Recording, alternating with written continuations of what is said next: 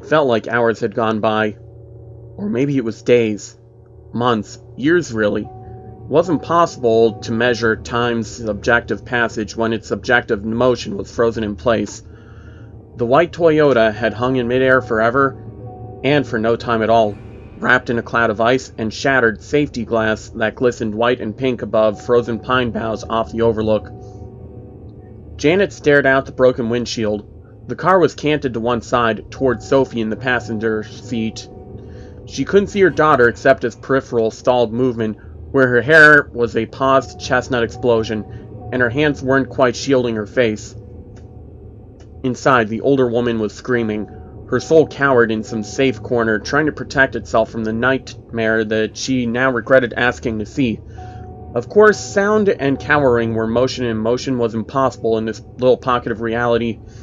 Her body remained as it had been. One had a 10, and the other half gripping 2, all sitting in perfect quiet. More hours passed.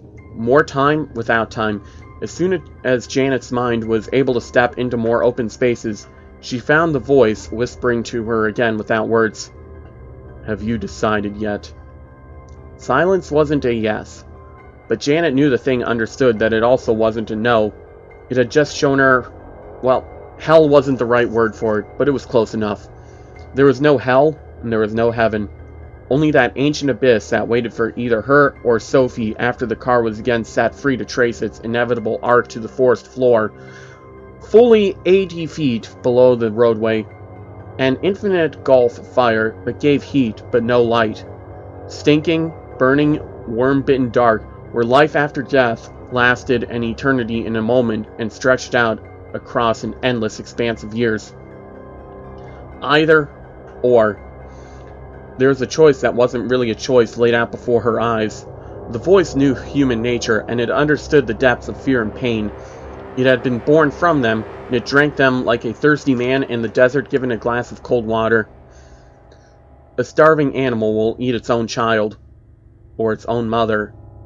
Despite the lies that Janet told herself, the nonsense reasons that she used to justify the request, she knew that she had asked to see the world that creature had warned her of in order to make an already determined course of action easier to take, to eat what had been set in front of her. But still, she hesitated. Hesitation wasn't deliberation. It was simply a delay of action, a potentially fatal delay, and maybe even a suicidal one. A way to choose the humanly impossible by not choosing at all, to wordlessly select death, and, in a selection, to be damned in her own child's place. Maybe.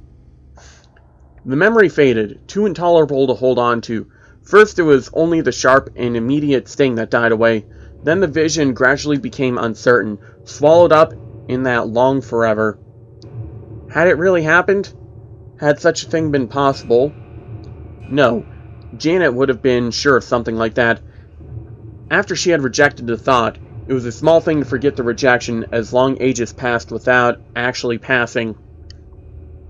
Ahead of the car, a ribbon of sunlight marked the eastern horizon. The full light of day lay behind, a destination that the car moved always toward, but could never reach.